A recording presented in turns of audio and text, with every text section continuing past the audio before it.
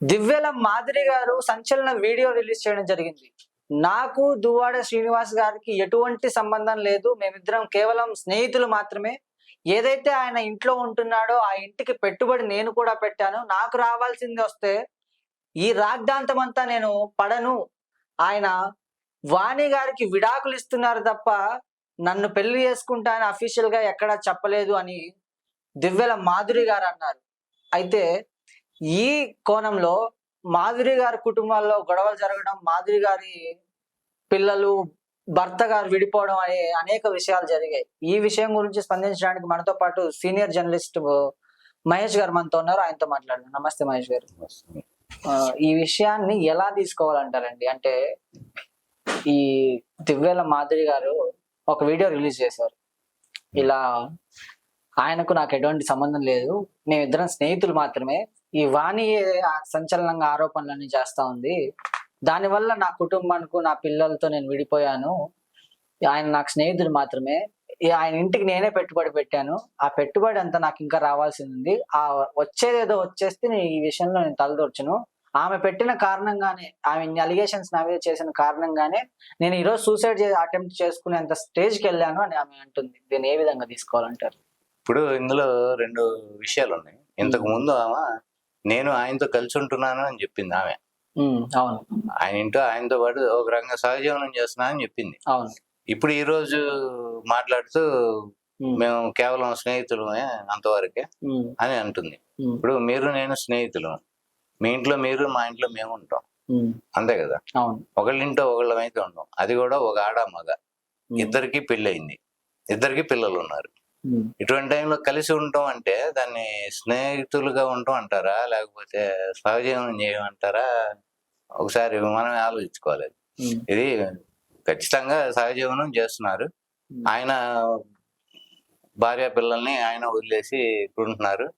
ఆమె కూడా భర్తని పిల్లల్ని ఆమె కూడా నెగ్లెక్ట్ చేసినట్టు కనబడుతుంది. మరి అది సెకండరీ. ఇంకా కానీ ఈయంతో సహజీవనం చేయటం అయితే కరెక్ట్. అది గత 2 ఏళ్లుగా చేస్తున్నామని లాస్ట్ టైం ఆమె చెప్పింది.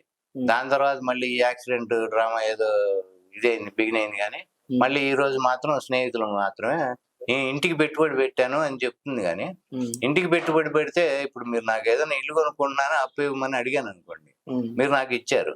ఇచ్చినందుకు వచ్చి మా ఇంట్లో ఉండరు కదా. మీ డబ్బులు ఏమైనా కావాలంటే మీరు వసూలు చేసుకుంటారు, ఎప్పుడు ఇస్తావో లేకపోతే ఏదో అంటాం. కానీ ఆ రకంగా ఉంటుంది. కానీ నేను ఇల్లు కొనుక్కోవడానికి డబ్బులు అప్పిచ్చా కాబట్టి మీ ఇంట్లో ఇచ్చి ఉంటాను అంటాం కూడా ఎక్కడ మనమైతే వినలేదు, చూడలేదు. అది ఇది చూస్తే అట్లా ఉంది. మరి ఏదో ఇంటికి డబ్బులు ఇచ్చా కాబట్టి ఆయనతో ఉంటున్నానని అర్థం, లేకపోతే ఏమనుకోవాలి?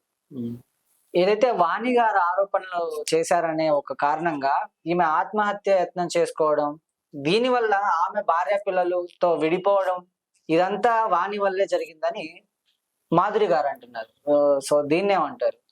అసలు భార్య సహజంగా ఎవరైనా భార్య మరి భర్త అట్లా వేరే ఆమెతో ఉంటే వాళ్ళు ఆరోపణ చేయటం అనేది ఏమిటో 2 సంవత్సరాలుగా సహజీవనం చేస్తున్నామని ఒప్పుకున్నారు. ఇంకొకటి, ఆయన కూడా ఇంటర్వ్యూలో బ్లంట్ గా చెప్పాడు. ఆయన దువ్వాడ శ్రీనివాస్ ఏమని చెప్పాడు? మీ ఇద్దరికి రిలేషన్ ఉందా అంటే ఉందే అన్నాడు. అలానే శారీరక సంబంధం కూడా అంటే శారీరకం కూడా దగ్గర ఏమని ఆయన క్లియర్ గా చెప్పారు. చెప్పిన దీనిలో ఇంకా కాన్ఫ్లిక్ట్ ఏం లేదు, క్లియర్ కట్ గా చెప్పేశాడు ఆయన. అట్లాంటప్పుడు ఏ భార్య ఊరుకోదు కదా. పిల్లల్ని తండ్రిని నెగ్లెక్ట్ చేసి వేరే ఒక ఆడ ఆమెతో ఆయన సహజీవనం చేస్తుంటే ఏ భార్య ఊరుకోదు. దాని తగ్గట్టు ఆమె ఏం చేయాలో అది చేస్తారు. కొంతమంది కేసు పెడతారు, కొంతమంది ఇట్లానే గొడవ చేస్తారు, మీడియాకి ఎక్కుతారు. ఇది చూస్తూనే ఉన్నాం. దీనిలో ఇంకా గొడవ చేయటంలో కూడా తప్పు అయితే ఏమీ లేదు. కానీ గొడవ చేస్తుంది కాబట్టి నేను ఆత్మహత్య చేసుకోబోయానంటే ఇది దారుణంగా ఉంది అసలు.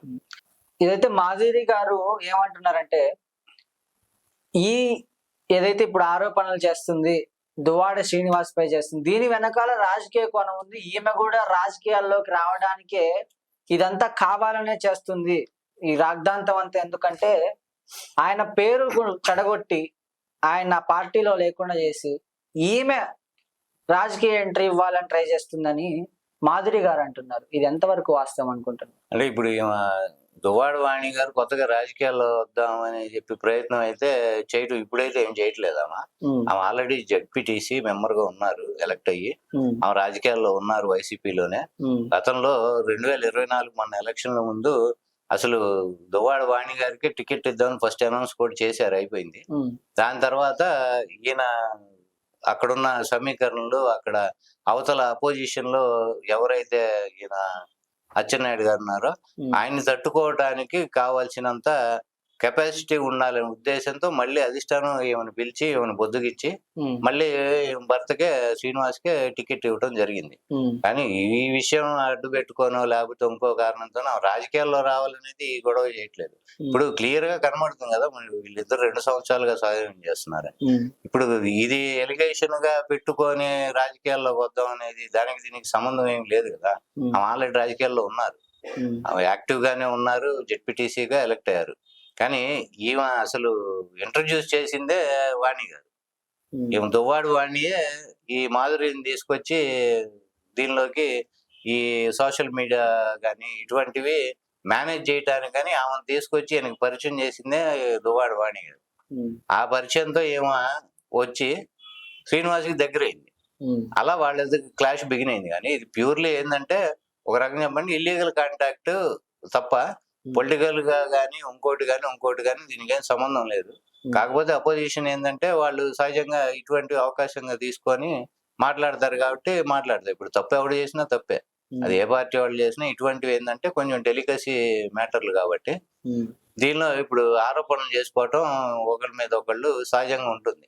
ఇప్పుడు దువ్వాడ వాణి గారు ఏంటంటే ఎవడైనా న్యాయం ఆమె పక్కనే ఉంది అంటారు సహజంగా. భార్య పిల్లలు ఉన్నారు, వాళ్ళకు కూడా న్యాయం చేయాల్సిన అవసరం ఆయనకు ఉంది. కానీ ఈయనకి ఏమీ లేదు అనేది ఇప్పుడు ఏమీ లేదు అంతా అంటున్నారు. ఇప్పుడు ఈయన ఒక రకంగా చెప్పాలంటే 0 నుంచి వచ్చారు, ఆయనకి మైన్స్ ఉన్నాయి. ఇప్పుడు రీసెంట్ గా మన అచ్చెన్నాయుడు గారు అక్కడ మినిస్టర్ ఉన్నారు, ఆ మైన్స్ ని ఆయన మొత్తం అది సీజ్ చేయడం జరిగింది. ఇప్పుడు ఫైనాన్షియల్ గా ఈయన కొంచెం డౌన్ లోనే ఉండుంటాడు. ఈ పరిస్థితిలో ఫైనాన్షియల్ గా కానీ ఇంకోటి కాదు, వాళ్ళు ఏమడుగుతున్నారు, పిల్లలకి న్యాయం చేయాలి అనేది వాళ్ళు అడుగుతున్నారు. మరి సహజంగా అంతే కదా, తండ్రి పిల్లలకి న్యాయం చేయాలి కదా. ఒక కుమార్తెకి ఏమో పెళ్లి చేశాడు ఆయన, ఇంకా మ్యారేజ్కి ఉంది. వాళ్ళ పెళ్లిళ్ళు చేసి వాళ్ళ ఒక స్థిమితంగా వాళ్ళ జీవితానికి ఒక సెటిల్మెంట్ చేయాల్సిన అవసరం అయితే ఆయనకు బాధ్యత ఉంది. అవన్నీ చేసుకొని వీళ్ళు విడిపోయినా ఏది చేసినా గానీ ఒక పద్ధతిగా ఉంటుంది. కానీ అంటే ఇష్టం లేకపోతే ఒకళ్ళు విడాకులు తీసుకుంటారు, అది సెకండరీ.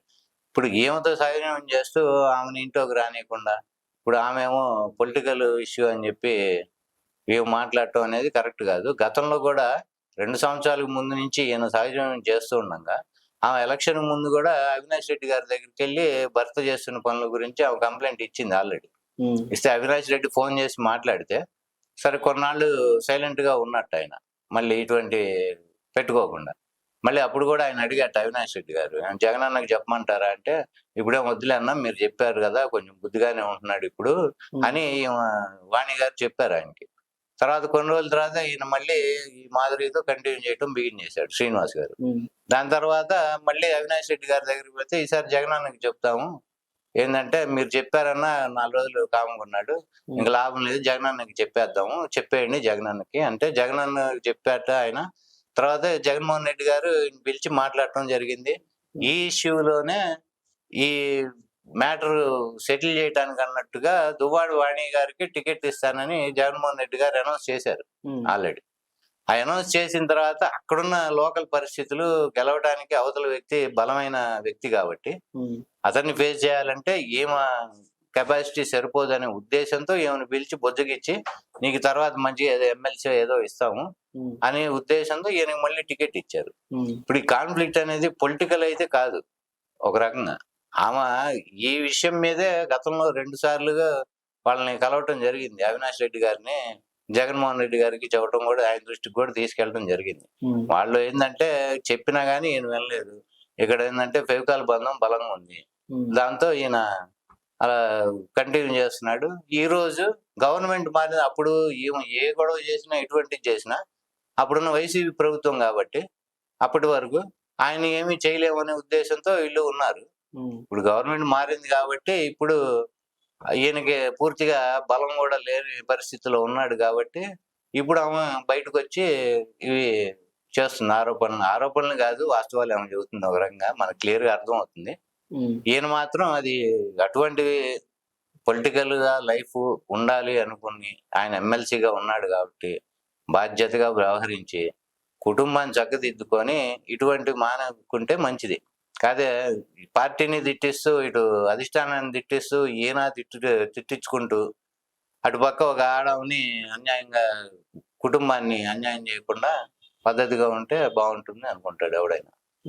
ఓకే మహేష్ గారు, థ్యాంక్ యూ.